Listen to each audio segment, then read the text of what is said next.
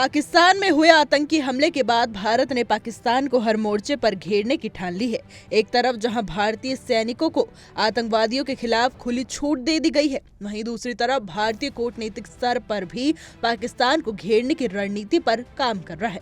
भारत की मंशा इस बार साफ है, पाकिस्तान को ऐसा सबक सिखाना कि वो भविष्य में किसी भी आतंकवादी हमले की योजना बनाने से पहले 100 बार सोचे।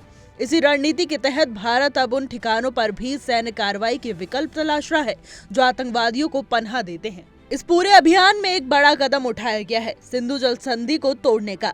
भारत ने पाकिस्तान को सबसे अधिक पानी देने वाली चेनाब नदी का पानी रोक दिया है। बल्गिहार डैम के फाटक बंद करके चेनाब के पानी को दूसरी दिशा में मोड़ दिया गया है। इसका सीधा असर पाकिस्तान पर पड़ रहा है। इस गर्मी में वहां अकाल जैसे हालात बन सकते हैं, क्योंकि पंजाब के एक बड़े इलाके की सिंचाई चेनाब नदी के पानी से होती है। अब वो नदी एक नाले की तरह बह रही है और पाकिस्तान की नहरें सूखने लगी हैं। इतना ही नहीं, भारत ने अब सिंधु जल संधि से जुड़ी एक और बड़ी कार्रवाई की है।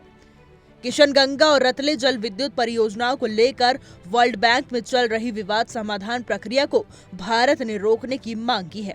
एक समाचार चैनल की एक रिपोर्ट के अनुसार भारत जल्द ही इस संबंध में एक अनुरोध पत्र तटस्थ विशेषज्ञ को भेजेगा, जिसकी एक प्रति वर्ल्ड बैंक को भी दी जाएगी। भारत का कहना है कि अब जब उसने खुद को सिंधु जल संधि से अलग कर लिया है, तो इस विवाद को लेकर कोई सुनवाई करना बेमतलब है।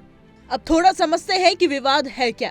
पाकिस्तान के किशनगंगा और रतले प्रोजेक्ट्स पर आपत्ति जताते हुए 2023 में वर्ल्ड बैंक का रुख किया था। इसके बाद एक विशेषज्ञ मिशेल लिनो की देखरेख में विवाद सुलझाने की प्रक्रिया शुरू हुई थी। इस प्रक्रिया के तहत भारत और पाकिस्तान के बीच डेटा और दस्तावेज साझा किए गए और बीते साल परियोजना स्थल पर निरीक्षण भी किया गया। साल 2024 में भी कई बैठकें हुई और साइट विजिट भी की गई, लेकिन अब भारत ने इस पूरी प्रक्रिया को स्थगित करने की बात कह दी है। भारत का ये कदम पाकिस्तान के लिए एक बड़ा झटका माना जा रहा है। पानी जैसे अहम संसाधन पर दबाव बनाकर भारत ने पाकिस्तान पर एक तरह से वाटर अटैक कर दिया है।